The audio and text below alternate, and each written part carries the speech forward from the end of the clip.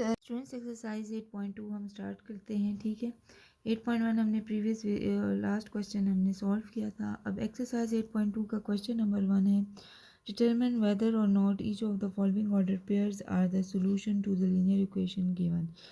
Students इसमें जो है हमारे पास 4 ऑर्डर पेयर गिवन है, 6 1 5 -10 0 4 एंड -3 एंड 4, और इनके सामने जो है वो लीनियर इक्वेशन भी गिवन है।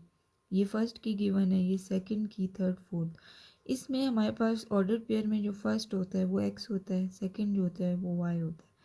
तो हमने क्या करना है, इनकी जो ऑर्डर पेयर में एक्स और वाई की वैल्यूज़ है वो पुट करनी है, और हमने ये देखना है कि वो इक्वल आते हैं कि नहीं। जैसे इसमें हमने एक्स और वाई की वैल्यू पुट करनी है, अगर वो इक्वल टू 1 आ जाता है तो हम वो कहेंगे कि this order pair are the solution to the linear equation, और अगर इक्वल नहीं आता हम कहेंगे not equal to the linear equation. तो सबसे पहले हम फर्स्ट पार्ट को ले लेते हैं। ठीक है, ए हमारे पास पार्ट क्या है, 6 1 है। ठीक है, x - 5 = 1। जो हमारे पास इक्वेशन है वो क्या है, x - 5 y = 1। इसको हम इक्वेशन 1 कह देते हैं। ठीक है, अब हम क्या करेंगे, ये x = 6 है हमारे पास, y = 1 है।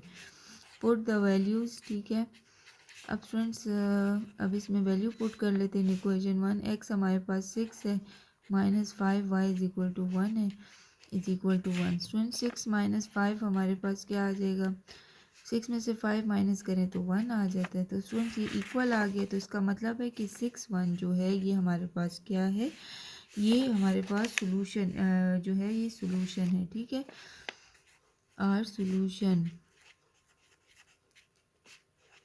ठीक है, अब बी पार्ट में हमारे पास 5 - 10 है, इसी तरह हम बी पार्ट में भी पुट कर लेते हैं।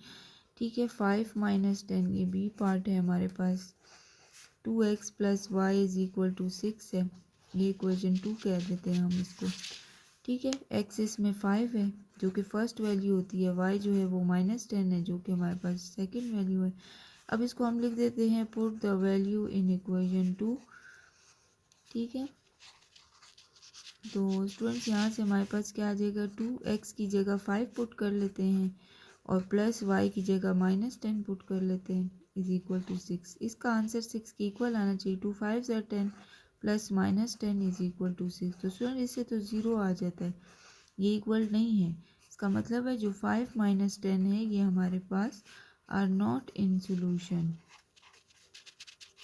ठीक है, हमने इसका ये आंसर लिख लिया। अब स्टूडेंट सी पार्ट 0 4 है, x - y = 2 हमारे पास है, तो हम सी में लिख लेते हैं हमारे पास 0 4।